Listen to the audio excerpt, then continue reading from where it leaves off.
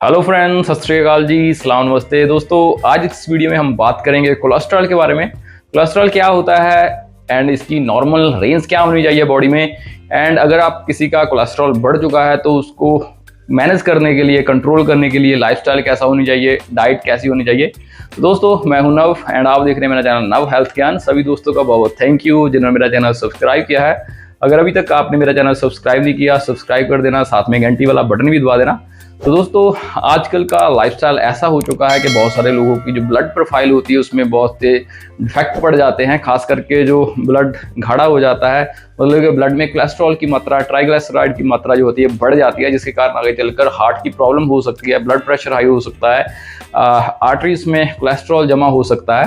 तो जो कोलेस्ट्रॉल है वो होता क्या है, बेसिकली जो कोलेस्ट्रॉल होता है एक तरह की चिकनाहट है, एक तरह की फैट है। तो जब भी जीवन की शुरुआत होती है तो उसकी शुरुआत जो कोलेस्ट्रॉल के साथ ही होती है। एग्जांपल हम अंडे से लेते हैं। अंडे के अंदर जो येलो पार्ट होता है, जिसको बहुत सारे जो फिटनेस फ्रीक्स होते हैं फेंक देते हैं क्योंकि कहते हैं उसमें कोलेस्ट्रॉल होता है, उससे ही बॉडी की, बंदे की, इंसान की शुरुआत जो होती है कोलेस्ट्रॉल से ही होती है। जब हम अपनी माँ के पेट में होते हैं, जब बनना शुरू होते हैं, तो पहले कोलेस्ट्रॉल से ही जीवन की शुरुआत होती है।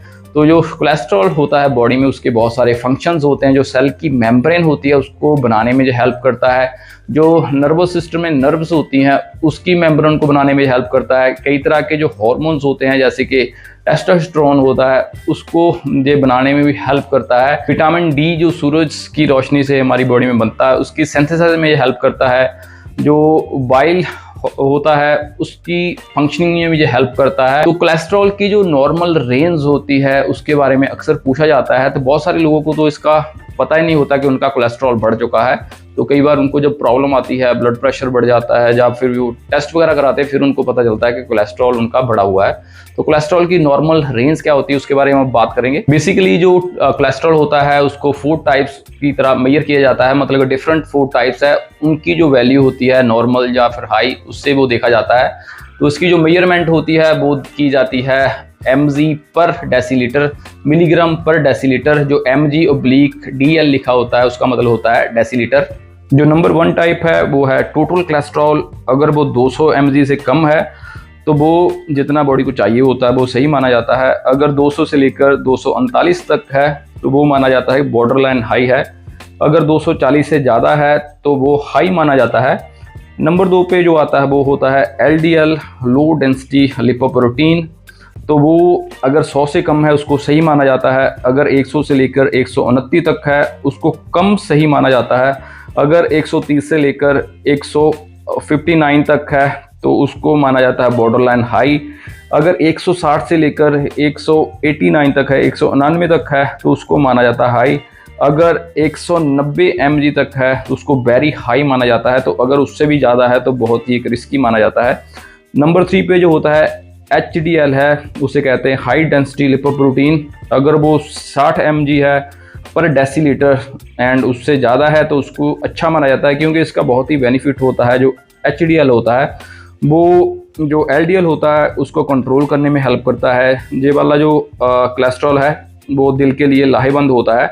अगर ये 40 mg से कम होता है तो इसको पुअर माना जाता है, मतलब कि ये सही नहीं होता है, आपको दिल की प्रॉब्लम आ जाती है, आपका जो LDL है वो बढ़ जा सकता है। तो इसकी जो वैल्यू है वो डिजायरेबल 60 mg है। अगर 40 mg है तो बहुत ही कम माना जाता है। नंबर 4 पे होते हैं ट्राइग्लिसराइड। ट्राइग्लिसराइड क्या होते हैं कि हमारी ब्लड में जो ऑयल ड्रॉप्स होती हैं तो उसको ट्राइग्लिसराइड कहते हैं। तो नॉर्मल इसकी जो रेंज होती है 150 mg से अगर कम है तो नॉर्मल है।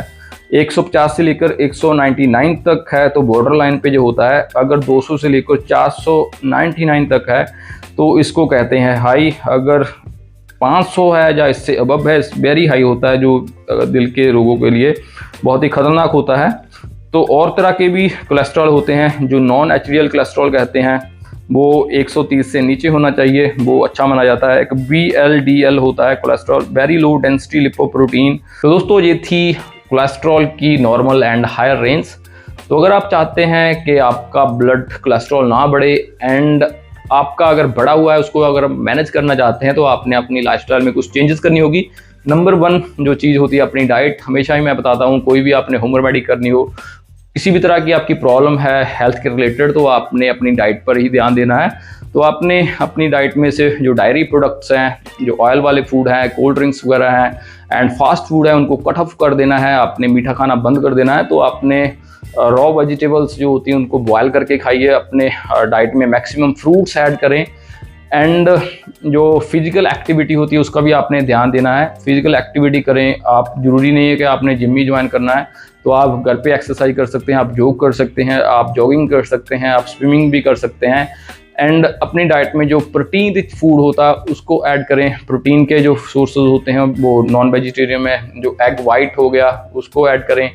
आपने चिकन वगैरह भी नहीं खाना है क्योंकि उसके साथ भी जो कोलेस्ट्रॉल होता है बढ़ता है। चाहे आप फ्राई खा रहे हो, चाहे आप नॉन फ्राई खा रहे हो, रोस्टेड खा रहे हो, उसके साथ भी जो कोलेस्ट्रॉल की अगर प्रॉब्लम आपको हो गई है वो बढ़ेगा।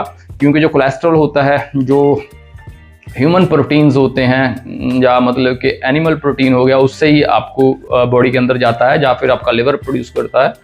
तो आपने ओवरऑल डाइट का भी ध्यान रखना, अपनी फिजिकल एक्टिविटी भी करनी है। तो होप दोस्तों ये वीडियो आपको पसंद आई होगी। अगर आपको ये वीडियो पसंद आई है प्लीज़ लाइक कमेंट जरूर करना एंड मेरा चैनल भी सब्सक्राइब कर देना। Thanks for watching.